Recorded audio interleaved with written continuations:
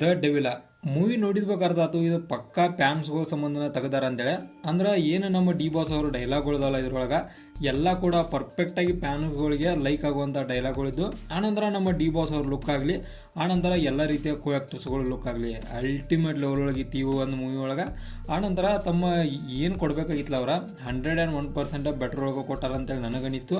ನಾ 100% ಶೋರ್ದನು ಈ ಮೂವಿ ಮಾತ್ರ ಪಕ್ಕಾ ಫ್ಯಾನ್ಸ್ಗಳ ಸಂಬಂಧನ ತೆಗ್ದಾರು. ಆನಂತರ ಮೂವಿ ಸ್ಟೋರಿ ಲೈನನ್ನು ನೋಡೋದಾದ್ರೆ ಒಂದು ರಾಜಕೀಯಕ್ಕೆ ಸಂಬಂಧಪಟ್ಟಂಥ ಸ್ಟೋರಿ ಲೈನನ್ನು ನೋಡ್ತೇವೆ. ಅಂದ್ರೆ ತಂದೆ ಮಗ ಈ ರಾಜಕೀಯಕ್ಕೆ ಯಾವ ರೀತಿಯಾಗಿ ಬರ್ತಾನೋ ಆನಂತರ ಆತ ಯಾವ ರೀತಿಯಾಗಿ ರಾಜಕೀಯವನ್ನು ನಿಭಾಯಿಸ್ತಾನೋ ಈ ರೀತಿಯಾದ ಫ್ಯಾಕ್ಟ್ಗಳನ್ನು ನಾವೆಲ್ಲ ಈ ಒಂದು ಮೂವಿ ನೋಡ್ತೇವೆ.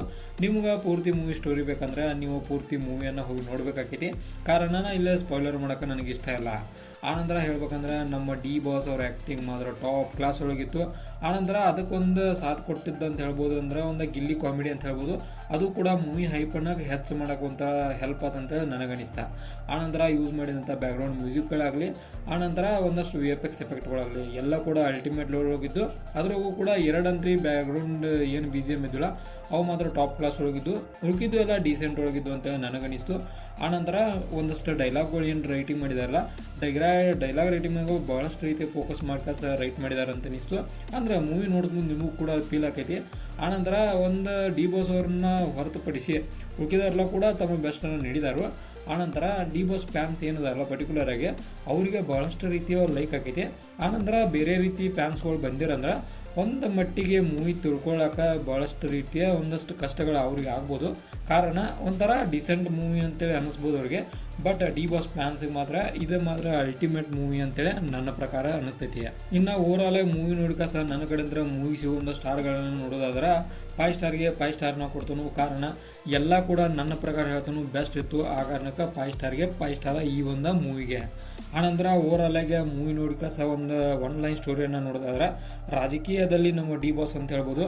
ಪಕ್ಕಾ ಮಾಸ್ ಲೆವೆಲ್ ಒಳಗೆ ನಮ್ಮ ಡಿ ಬಾಸ್ ಅವರ ಈ ಒಂದು ಮೂವಿ ಒಳಗೆ ಅಭಿನಯಿಸಿದಾರೆ ಅಂತೇಳಿ ಅಲ್ಲಿಗೆ ಗುರುತಾಕೈತಿ.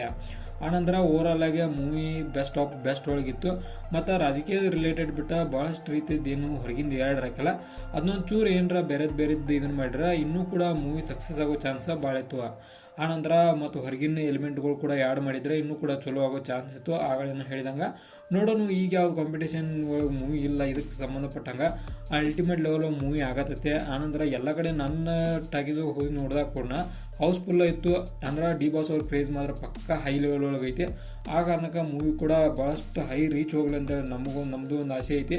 ನೋಡೋಣ ಮೂವಿ ಯಾವ ರೀತಿಯಾಗಿ ಹೋಗ್ತದೆ ಅಂತೇಳಿ. ಇದಾಗಿತ್ತು ದ ಡೆವಿಲ್ ಮೂವಿದು ಒಂದು ರಿವ್ಯೂ. ಇದೇ ಥರ ನಿಮ್ಗೆ ಇನ್ಫಾರ್ಮೇಟಿವ್ ವಿಡಿಯೋಗಳು ಬೇಕಾದ್ರೆ ಚಾನಲ್ ಸಬ್ಸ್ಕ್ರೈಬ್ ಮಾಡ್ಕೊರಿ.